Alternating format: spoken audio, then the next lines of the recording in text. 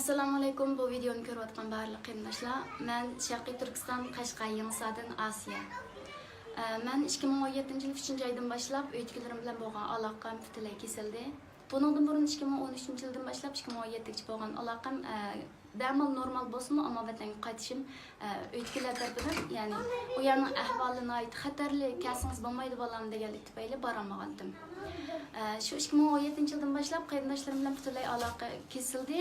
Hem yakında öykülerimden anamdan 69 yaşlık anamdan bulduğu 10. ayda terbiyeleş lagıraq akitilgenligini anladım.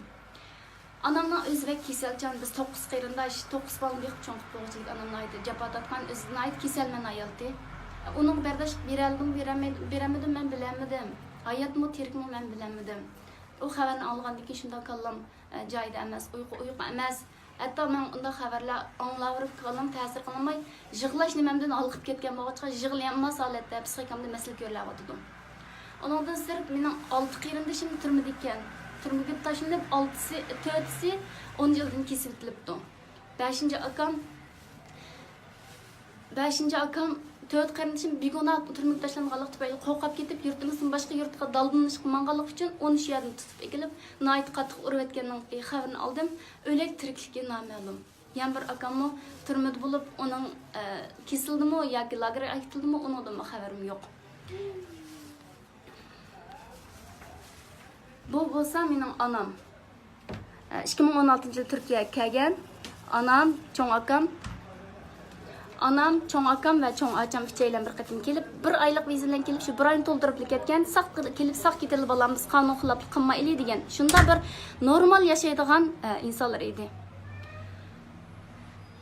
Bu akam Baxtiyar, 44 yaş.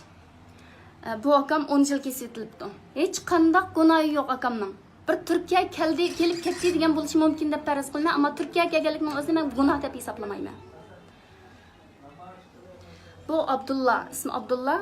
Bu akam o vatanda, bu akam yurtimizning teshigi asosan chiqib bakmagan, chet elga asl chiqmagan. Shu akam 10 yil kesib bitilibdi. Bu acham, cho'ng acham Qandagil. Bu acham 10 yil kesib bitilibdi.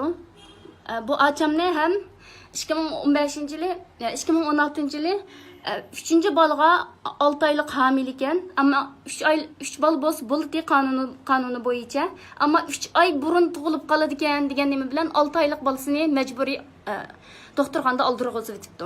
Tushirgizibdi ya'ni. Anadan keyin yarim yil o'tmay bu achamning turmuga tashlab 10 yillik kesib bitilgan. Bu achamning hech qanday gunohi yo'q. Bu inim, mening inim bu. 19 yaşından boshlab her qiyin qisaqlarga uchrab shunda kelayotgan. O'zi shundaq oq ko'ngil. İsmi Nurali, nayt oq ko'ngil fukamti.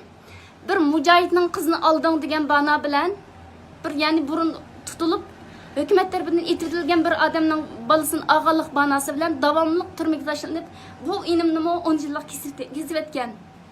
Ayolining inisini ham 20 yillik kesib etgan. 17 yoshli bola edi. Bu açam Ayşemgül, çoğun yengem. Bu açamның lagerga ketgan. Nima sababdan ketganligini sen bilmaymiz. Bu akam boya degan bek urib etilgan akam shu. Aytim optan. Bizning o'qituvchilarimiz unga ayt yordamda bo'ldigan akam edi. Hayotini birsiga azar berib bakmagan akam tek o'ylanmagan.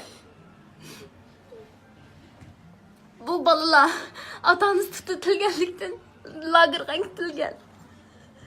Hozir hayot ekanligini men bilmayman. Bu 17 yoshli Abduqayyum. Bunun lagerga ketgan. Bu 17 yoshli bolaning nima gunohi bor? Bu akam, bu kamtaqi xanzi maktabda o'qiydigan bola. Bu tog'am To'xti No'ruz.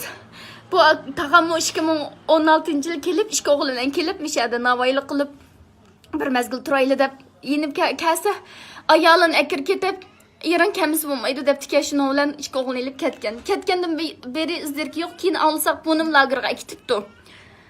Bu ishga o'g'li, birisi 19 yosh, birisi 20 yoshlik, shundaq endi bir o'sib yetilgan nota o'g'il bolalar. Bularning nima gunohi bor? Hech qanday gunohi yo'q. Bu şundaq günahsız kişilerni qalaymakan tutup, yani şundaq dərtsəndi qilib, bizlərni ata-anamızdan, urug-tuqqanlarımızdan arıb turub, yani biz hiç qandaq günah işlemidik.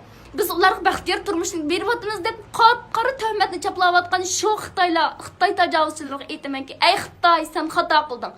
Sen yolg'onchi, sen kazzab, sen dunyoni aldayotsan, sen bizlarni oldimdan Allah san kifoya, biz ham bir tomchi qinimiz qog'ichilik sen bilan ilishimiz. Bizning tuqqanlarimiz uchun biz gücümüzün yetiştiricilik qilamiz. Sen anlab qo'y.